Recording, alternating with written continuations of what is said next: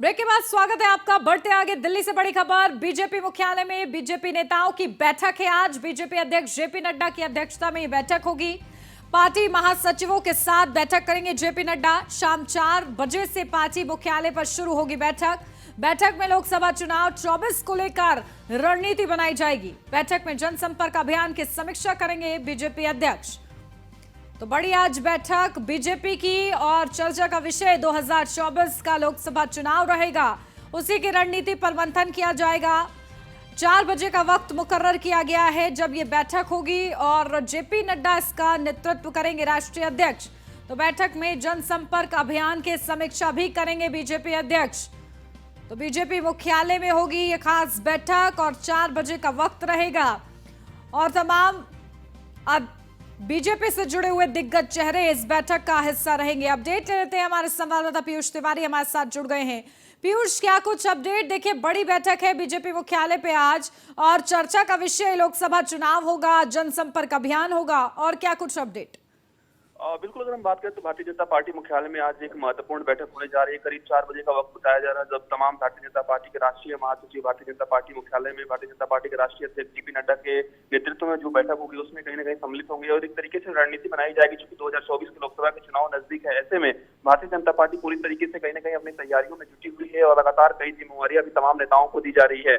सबसे बड़ी बात है कि जनसंपर्क अभियान भारतीय जनता पार्टी के तमाम नेताओं की ओर से चलाया जा रहा है। ऐसे में एक तरीके से ये भी देखा जा सकता है कि तमाम नेताओं को जो जो कार्य सौंपे गए थे उन लोगों ने अभी तक क्या कुछ काम किया है। इसके साथ ही भारतीय जनता पार्टी की आगे क्या कुछ रणनीति होने वाली है। खासतौर पे ऐसे राज्य जहाँ पे हाल फिलहाल में कहीं ना कहीं विधानसभा के चुनाव होने वाले हैं, वहां पे भारतीय जनता पार्टी किस तरीके से बूथ लेवल तक अपनी पकड़ बनाए और कार्यकर्ताओं तक पहुंच बनाए। इसके लिए बूथ लेवल के जो कार्यकर्ता हैं, जो पदाधिकारी हैं, उनको किस तरीके से और भी जानकारी दी जा सके ताकि केंद्र सरकार की जो योजनाएं हैं वो कहीं ना कहीं जनता के बीच में पहुंचाया जा सके और इसका सीधा फायदा भारतीय जनता पार्टी को मिले। और इसी कड़ी में भारतीय जनता पार्टी एक महत्वपूर्ण जो बैठक है वो कहीं ना कहीं भारतीय जनता पार्टी मुख्यालय में आज करने जा रही है। भारतीय जनता पार्टी के राष्ट्रीय अध्यक्ष जेपी नड्डा चूंकि तमाम राष्ट्रीय महासचिवों से बातचीत करते हुए नजर आएंगे और तमाम राष्ट्रीय महासचिव कहीं ना कहीं एक तरीके से सुझाव देते हुए भी नजर आएंगे किस तरीके से जहां जहां विधानसभा चुनाव होने वाले हैं वहां पे भारतीय जनता पार्टी को और मजबूत कैसे किया जा सके, क्या कुछ रणनीति होने वाली है। और सबसे बड़ी बात है कि कुछ महत्वपूर्ण लोगों को कहीं ना कहीं भारतीय जनता पार्टी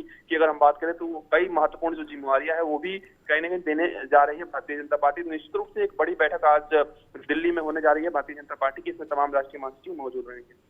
बिल्कुल, देखिए, महत्वपूर्ण बैठक है और लगातार बैठकों का सिलसिला जारी है और इन बैठकों के जरिए 2024 को लेकर ही रणनीति पर मंथन किया जा रहा है। ठीक है पीयूष, बहुत शुक्रिया आपका तमाम जानकारी के लिए।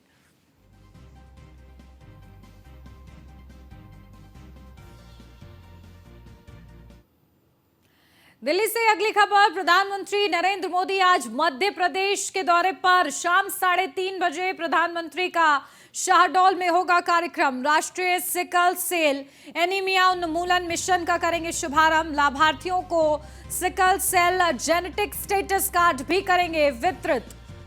तो प्रधानमंत्री नरेंद्र मोदी का मध्य प्रदेश का ये दौरा, इससे पहले भी मध्य प्रदेश में खास तौर से चुनावी हुंकार के साथ साथ प्रधानमंत्री नरेंद्र मोदी ने महत्वपूर्ण बातें की थी और आज उनका खास दौरा है। शाम 3:30 बजे प्रधानमंत्री का शहडोल में कार्यक्रम है। लाभार्थियों को sickle cell genetic status card भी वितरित करेंगे। तो ये खास दौरा प्रधानमंत्री नरेंद्र मोदी का मध्य प्रदेश में होगा। तैयारियां विशेष की गई हैं प्रधानमंत्री के दौरे को देखते हुए। तो एनीमिया उन्मूलन मिशन का भी शुभारंभ करना है प्रधानमंत्री को। लाभार्थियों को सेल जेनेटिक स्टेटस कार्ड भी वितरित करेंगे। अपडेट लेते हैं, पीयूष हमारे संवाददाता जुड़ गए हमारे साथ। पीयूष, देखिए, मध्य प्रदेश का ये दौरा प्रधानमंत्री नरेंद्र मोदी का, सौगात भी वो देंगे और चुनावी हुंकार भी भरेंगे, क्या कुछ और जानकारी? देखिए, अगर हम बात करें तो निश्चित रूप से आज जो प्रधानमंत्री नरेंद्र मोदी है वो मध्य प्रदेश दौरे पर जाने वाले हैं। मध्य प्रदेश के शहडोल जाएंगे प्रधानमंत्री नरेंद्र मोदी, जो कि 27 जून की अगर हम बात करें तो ये रैली होने वाली थी, जनसभा होने वाली थी, लेकिन बारिश की वजह से इसको कैंसिल कर दिया गया था। और आज जो प्रधानमंत्री नरेंद्र मोदी शहडोल जाएंगे मध्य प्रदेश के, तो निश्चित रूप से करीब जहाँ पे जनसभा होने वाली है वहाँ पे करीब 1 लाख से अधिक लोगों के आने की उम्मीद है। इसके अलावा अगर हम बात करें तो पूरी तरीके से वहाँ पे सुरक्षा व्यवस्था को लेकर विशेष इंतजाम किए जा रहे हैं। इसके साथ ही तमाम जो कार्यक्रम है वो तय किए गए हैं। पहले लालपुर के में सभा को संबोधित करेंगे प्रधानमंत्री। इसके बाद पकरिया गांव के जल्दी टोला में आदिवासी समाज के लोगों के बीच जाएंगे और कुछ पल बिताएंगे। इसके साथ ही अगर हम बात करें शहडोल में आदिवासियों में फैली जो स्किल सेल एनीमिया मिशन और आयुष्मान भारत योजना की अगर हम बात करें तो उससे जुड़े हुए तमाम जो कार्यक्रम है उसमें शिरकत करते हुए प्रधानमंत्री नरेंद्र मोदी नजर आएंगे। और इसके साथ ही हम बात करें तो चूंकि आदिवासी समाज के लोगों के साथ कहीं ना कहीं संवाद का भी एक प्रधानमंत्री का कार्यक्रम है, तो काफी महत्वपूर्ण जो दौरा है वो प्रधानमंत्री नरेंद्र मोदी का मध्य प्रदेश का माना जा रहा है। बिल्कुल, तो देखिए महत्वपूर्ण ये दौरा और किस तरीके से प्रधानमंत्री सौगात देते हैं, संबोधित करते हैं, नजर रहेगी न्यूज़ वन इंडिया की भी। ठीक है, बहुत शुक्रिया पीयूष आपका। पीएम मोदी आज दिल्ली में 2 दिवसीय 17वीं भारतीय सहकारी सम्मेलन का उद्घाटन करेंगे। उद्घाटन कार्यक्रम थोड़ी देर में प्रगति मैदान में शुरू होगा। पीएम मोदी 17वीं भारतीय सहकारी कांग्रेस को संबोधित भी करेंगे।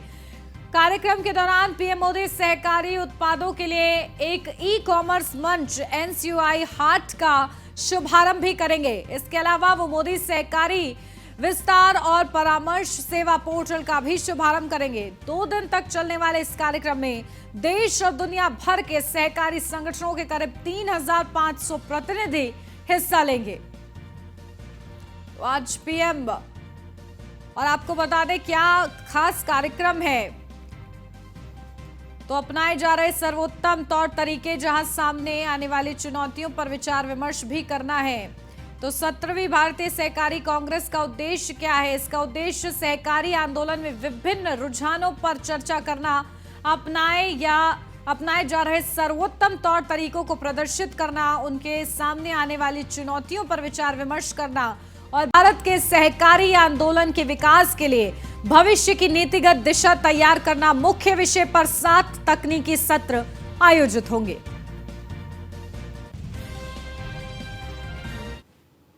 दिल्ली से अगली खबर, नीरज चोपड़ा ने फिर रचा इतिहास। 87.66 मीटर भाला फेंककर जीता डायमंड लीग, इस साल का 8वां इंटरनेशनल गोल्ड मेडल। तो नीरज चोपड़ा किसी पहचान के मोहताज नहीं है अब, और किस तरीके से उन्होंने एक बार फिर से एक बड़ा इतिहास रच दिया है। 87.66 मीटर भाला फेंककर डायमंड लीग उन्होंने जीता है और इस साल का 8वां इंटरनेशनल गोल्ड मेडल अपने नाम किया है। तो गोल्ड मेडलिस्ट नीरज चोपड़ा ने एक और बड़ा इतिहास रच दिया है। जैवलिन थ्रो में, भाला फेंक में 87.66 मीटर भाला फेंककर डायमंड लीग अपने नाम किया है। खेल जगत से जुड़ी हुई ये बड़ी अपडेट है। इस साल का 8वां international gold medal Neeraj Chopra ने अपने नाम किया है।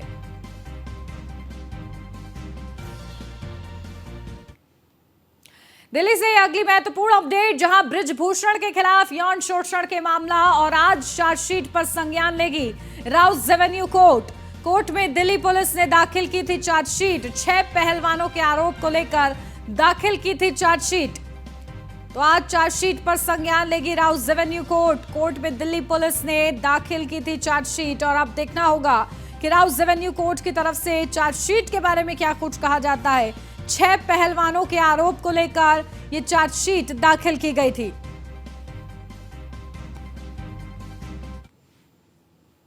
लखनऊ से अगली खबर, सपा सुप्रीमो अखिलेश यादव का जन्मदिन है आज। सपा सुप्रीमो अखिलेश यादव का बाराबंकी दौरा, जन्मदिन लोक कल्याण दिवस के रूप में मनाया जा रहा है। जन्मदिन सुबह 11:30 बजे लखनऊ पब्लिक स्कूल का करेंगे उद्घाटन। दोपहर 12:30 बजे राष्ट्रीय प्रवक्ता फराजुद्दीन किदवई के आवास जाएंगे। आवास पर पार्टी नेताओं और पदाधिकारियों के साथ भेंट भी करेंगे। तो सपा सुप्रीमो का आज जन्मदिन है और इसको खास अंदाज में मनाने की तैयारी है। दौरा है, कार्यक्रम है, उद्घाटन के भी। तो आवास पर पार्टी नेताओं और पदाधिकारियों के साथ भेंट भी करेंगे।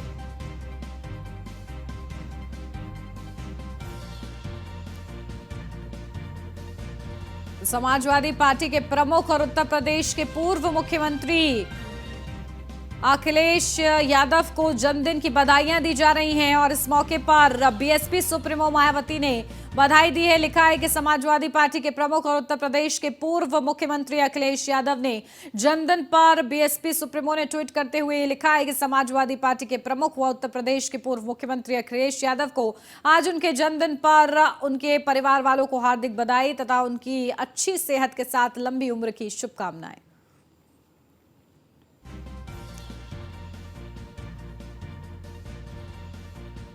अपडेट ले लेते हैं। हमारी संवाददाता स्कंदिता मिश्रा हमारे साथ जुड़ गए हैं। स्कंदिता, सपा सुप्रीमो का आज जन्मदिन है, किस अनोखे अंदाज के साथ मनाया जा रहा है? बधाइयों का सिलसिला किस तरीके से जारी है? अखिलेश यादव का जन्मदिन है और इस मौके को खास बनाने के लिए सपा कार्यालय के बाहर का आयोजन किया गया है। आपको बता दें, बधाइयों का, शुभकामनाओं का सिलसिला लगातार जारी है। सभी पॉलिटिकल जो लीडर्स है वो भी अखिलेश यादव को उनके जन्मदिन पर शुभकामनाएं दे रहे हैं, बधाई दे रहे हैं, उनकी लंबी उम्र और अच्छी सेहत की कामना कर रहे हैं। और बसपा सुप्रीमो मायावती ने भी उनको ट्वीट करके जन्मदिन की बधाई दी है और अच्छी सेहत की कामना की है। आपको बता दें, अखिलेश यादव के जन्मदिन को लोक कल्याण दिवस के रूप में मनाया जा रहा है। इस मौके पर अखिलेश यादव, क्योंकि अखिलेश यादव 50 साल के हो गए हैं, तो 50 साल में उनके द्वारा किए गए 50 कार्यों की जो उपलब्धियां हैं उनको गिनाया जा रहा है। तमाम जो विक्रमादित्य मार्ग है उसके बाहर बधाइयों की होर्डिंग लगी हुई है अखिलेश यादव के जन्मदिन को लेकर। इसके अलावा तमाम उन उपलब्धियों की होर्डिंग लगी हुई है जिनमें अखिलेश यादव ने मुख्यमंत्री रहते हुए तमाम कार्य किए थे उत्तर प्रदेश के लिए, चाहे वो मेट्रो हो, इंटरनेशनल स्टेडियम हो, जनेश्वर मिश्र पार्क हो, डायल 100 हो, या जो भी तमाम जो काम उन्होंने किए थे, एक्सप्रेसवे, तमाम होर्डिंगें उनके कार्यालय के बाहर लगी हुई हैं। उनके जो पार्टी के पदाधिकारी हैं उन्होंने बधाइयों की होर्डिंग लगवाई गई हैं और ये तमाम होर्डिंगें, आपको बता दें, आज सुबह 9 बजे अखिलेश यादव सपा कार्यालय गए हैं, अपने लोगों से मिले हैं, उन्होंने केक वेक काटा है और उसके बाद में 11 बजे अखिलेश यादव बाराबंकी के लिए रवाना होंगे। बाराबंकी में भी अखिलेश यादव के जन्मदिन पर खास प्रोग्राम रखे गए हैं उनके पार्टी के पदाधिकारियों द्वारा। इसके अलावा आपको बता दें, बाराबंकी के एक गाँव है सीम, वहां पर एक स्कूल है लखनऊ पब्लिक स्कूल, उसका इनॉग्रेशन है। आज अखिलेश यादव वहां पहुंचेंगे, करीब 11:30 बजे वहां पहुंचेंगे, बाराबंकी के स्कूल में जाएंगे, लखनऊ पब्लिक स्कूल में उसका इनॉग्रेशन करेंगे और उसके बाद में उनके जो जन्मदिन को लेकर खास प्रोग्राम है, अपने बाराबंकी में जो उनके पार्टी के तमाम लोग हैं उनसे मिलेंगे। लगातार बधाइयों का सिलसिला जारी है, कोई ट्वीट के माध्यम से तो कोई पर्सनली कार्यालय जाकर उनको बधाई दे रहा है उनके जन्मदिन पर। और अखिलेश यादव इस मौके पर तमाम अपनी जो द्वारा की गई उपलब्धियां हैं उनको गिनवा रहे हैं और अपना जन्मदिन जो है लोक कल्याण दिवस के रूप में मना रहे हैं। इसके अलावा पार्टी कार्यालय के बाहर भंडारे का भी आयोजन किया गया है। लगातार लोग जो है वहां पर पहुंच रहे हैं, अखिलेश यादव जी को बधाई दे रहे हैं, शुभकामनाएं दे रहे हैं और उनके लिए तमाम जो गिफ्ट्स वगैरह है वो सब लेकर पहुंच रहे हैं, क्योंकि जो तमाम चाहने वाले हैं वो अखिलेश यादव जी से मिलना चाहते हैं। तो बड़े ही खास तरीके से मनाया जा रहा है सपा सुप्रीमो का जन्मदिन भी। ठीक है स्कंदिता, बने रहिए, आप हमारे साथ, लौटती हूँ आपके पास। तो लखनऊ से अगली बड़ी खबर, न्यूज़ 1 इंडिया की खबर का बड़ा असर हुआ है। लखनऊ नगर निगम के कई अधिकारियों का तबादला हुआ है। खबर चलने के बाद 25% अधिकारियों का तबादला हुआ है। 18 साल से नहीं हुआ था मुख्य कर अधीक्षक का तबादला, लेकिन न्यूज़ 1 इंडिया ने इस खबर को उजागर किया, प्रमुखता दी और देखिए बड़ा संज्ञान लिया गया है। 18 साल से जमे अशोक सिंह का तबादला हुआ है। अशोक सिंह को अलीगढ़ नगर निगम को भेजा गया है। तो 10 साल से जमे सुनील त्रिपाठी खलीलाबाद नगर परिषद भेजे गए हैं। कर अधीक्षक अनूप कुमार को कानपुर नगर निगम भेजा गया है। कर अधीक्षक संतोष कुमार गुप्ता को गोरखपुर नगर निगम में तबादला उनका किया गया है। तो देखिए किस तरीके से तबादले किए गए हैं। न्यूज़ 1 इंडिया की खबर का ये बड़ा असर हुआ है। जहां लंबे समय से अपने पद पर जमे अधिकारियों के तबादले किए गए हैं, तो खबर का बड़ा असर, न्यूज़ 1 इंडिया की खबर का ये बड़ा असर हुआ है और इसी के माध्यम से लखनऊ नगर निगम के कई अधिकारियों का तबादला किया गया है। अपडेट ले लेते हैं, अश्विनी हमारे संवाददाता जुड़ गए लखनऊ से। अश्विनी, देखिए किस तरीके से जिस तरीके न्यूज़ 1 इंडिया ने खबर चलाई और इसको प्रमुखता दी, अब बड़ा संज्ञान लिया गया है। 18 साल से नहीं हुआ था तबादला और अब देखिए तबादला किया गया है। क्या कुछ महत्वपूर्ण जानकारी मिल रही है? बिल्कुल, अगर बात करें लखनऊ नगर निगम में कई ऐसे अधिकारी कर्मचारी थे जो पिछले 10 दशकों से, एक दशक से तो कोई 2 दशक से जमा हुआ था।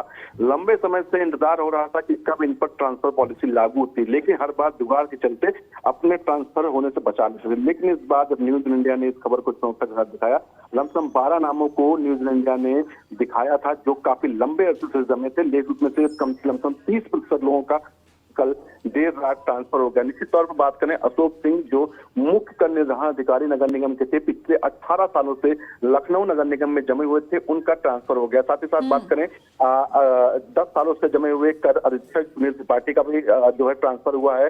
अनूप कुमार जो कर अधीक्षक, उनका भी ट्रांसफर हुआ। संतोष कुमार गुप्ता ये भी कर अधीक्षक, इनका भी ट्रांसफर हुआ। निश्चित तौर पर एक बड़ी खबर का असर हुआ है, क्योंकि लगातार न्यूज इंडिया सवाल उठा रहा था कि आखिर जब प्रशासन खुद कह रहा है कि 3 साल से ज्यादा एक जिले में 5 साल से ज्यादा एक मंडल में कोई अधिकारी नहीं रह सकता, तो 18, 20 साल से कैसे जमे हुए थे। और कहीं ना कहीं यही वो लोग हैं जो बंटाधार नगर निगम कर रहे थे, क्योंकि अशोक सिंह के बारे में कहा जाता कि ये महाभ्रष्टाचारी अधिकारी है।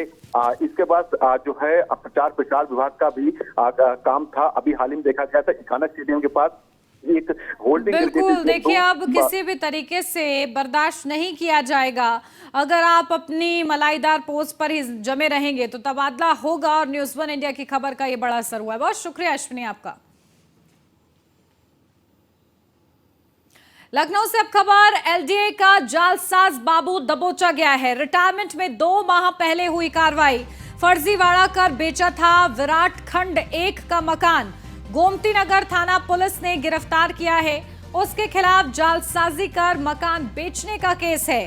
तो रामानंद 2 महीने बाद सितंबर में रिटायर होने वाला था। पूछताछ में कहा है कि किसी ने उसके कोड का दुरुपयोग किया।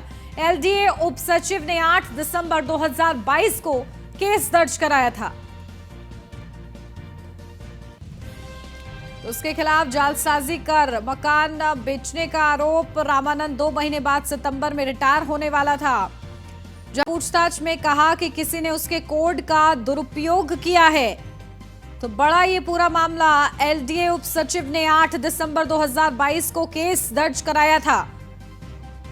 तो एलडीए का जालसाज बाबू दबोचा गया है। तो रिटायरमेंट से 2 माह पहले ही बड़ी कार्रवाई हुई है। लखनऊ से अब खबर, सरकारी अस्पतालों में बदहाल व्यवस्था। 11 डॉक्टरों के रिटायर्ड होने से परेशानी बढ़ गई है। स्त्री बाल रोग विशेषज्ञ के डॉक्टर रिटायर हो चुके हैं। डॉक्टरों की कमी से मरीजों को परेशानी हो रही है। सिविल अस्पताल के बर्न यूनिट में संकट के बादल हैं। तो 31 बलरामपुर में 37 डॉक्टरों के पद पहले से ही खाली हैं। अस्पतालों में 400 से ज्यादा डॉक्टरों के पद खाली हैं, जिसके चलते परेशानी हो रही है। अस्पताल के संचालन में मरीजों को परेशानी हो रही है, क्योंकि डॉक्टर्स की कमी है।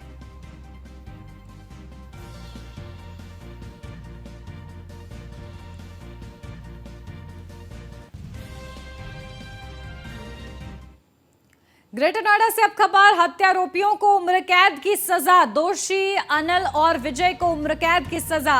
दोनों ने की थी 4 साल के बच्चे की हत्या। जिला जज की अदालत ने सुनाई सजा।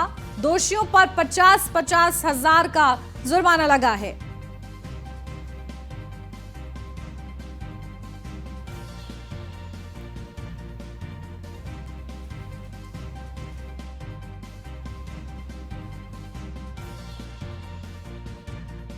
तो ग्रेटर नोएडा से बड़ी खबर, हत्यारोपियों को उम्र कैद की सजा। दोषी अनिल और विजय को उम्र कैद की सजा। दोनों ने की थी 4 साल के बच्चे की हत्या।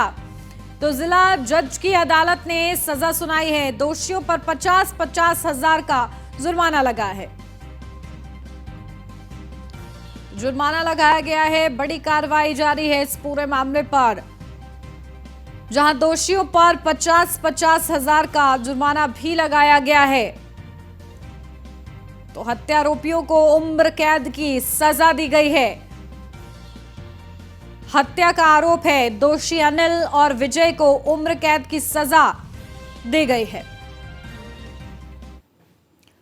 पीलीभीत से अब खबर, लापरवाह डॉक्टरों पर शिकंजा। ड्यूटी से गायब डॉक्टरों को मिला नोटिस। नोडल अधिकारी ने डॉक्टरों को भेजा नोटिस। नोटिस भेजकर डॉक्टरों से स्पष्टीकरण मांगा है।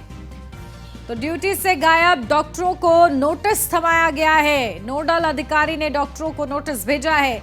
नोटिस भेजकर स्पष्टीकरण भी मांगा गया है डॉक्टरों से कि आखिर आप ड्यूटी के समय पर कहां नदारद थे, क्योंकि ड्यूटी से गायब मिले डॉक्टर्स को खासतौर से नोटिस दिया गया है। नोडल अधिकारी ने डॉक्टरों को भेजा है नोटिस और इसके जरिए स्पष्टीकरण मांगा गया है डॉक्टरों से।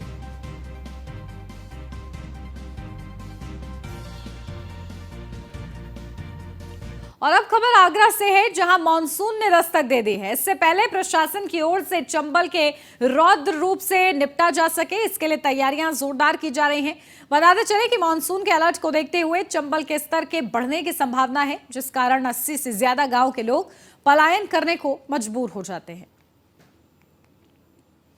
तो प्रशासन की ओर से तैयारियां पूरी की जा रही हैं। मॉनसून ने दस्तक दी है, लेकिन उससे पहले ही तैयारियां की जा रही हैं। मानसून से पहले चंबल पर एक बार खतरा मंडराने लगता है और यहाँ के जो निवासी हैं उनके लिए आफत आ जाती है, क्योंकि मानसून के बाद चंबल रौद्र रूप धारण करती है और पूर्व में भी चंबल ने रौद्र रूप धारण किया। और यहाँ जो तमाम ऐसे लोग हैं जिन्हों के मकान है, चारा है, पशु है, सबको तहस नहस करके रख दिया और लोगों को लगातार मानसून से पहले डर बना रहता है कि चंबल फिर से रौद्र रूप ना धारण करे और उनके साथ कोई नुकसान ना हो। सबसे पहले मैं आपको दिखाना चाहूंगा, आपके सामने है, देखिए यहाँ की अगर बात की जाए तो 2019 में जो पानी का जलस्तर था वो 136.10 पहुंचा था, तो वहीं 1996 में 136.60 मीटर पहुंचा था। तो वहीं अगर साल 2022 की बात करें, जहां पर 137.60 मीटर तक यह जल पानी का लेवल पहुंचा था। जिस पुल पर हम खड़े हैं, यह पुल पानी में पूरी तरह से लबालब होता हुआ दिखाई दे रहा था। और देखिए, मैं एक बार तुम्हें चंबल का दिखाना चाहूंगा कि ये चंबल है और यह चंबल उत्तर प्रदेश से राजस्थान को भी जोड़ती है, एमपी को जोड़ती है। देखिए यहाँ पर मानसून से पहले किस तरह की तैयारियां हैं। यहाँ के जो कर्मचारी हैं वो हमारे साथ हैं। भैया, आपका नाम जानना चाहेंगे? नेत्रपाल शर्मा। नेत्रपाल जी, लगातार हर वर्ष चंबल रौद्र रूप धारण करती है, तमाम लोगों की जिंदगी तहस नहस हो जाती है, क्योंकि जरूरी जो सामान है रोजमर्रा का वह भी बिल्कुल पूरी तरह नष्ट हो जाता है। इस बार मानसून से पहले किस तरह की तैयारियां चल रही हैं?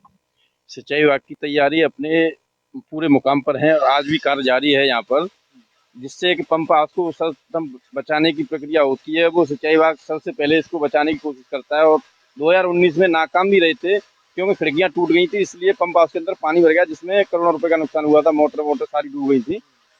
अच्छा, रही बात 2022 की, 2022 में ऐसा कोई जन महानहानि कुछ नहीं हुआ, नुकसान भी नहीं हुआ और पूरी रूप से सफलता भी पाई सिंचाई विभाग ने उसी तरीके से। और 2022 के जो HFL है, हमारा हाई फ्लड लेवल है, उसको देखते हुए उससे और पानी जाने की उम्मीद जताई जा रही है। और इसी के साथ इस बुलेटिन में बस इतना ही। खबरों का सिलसिला आगे भी जारी रहेगा। आप बने रहिए न्यूज़ 1 इंडिया के साथ।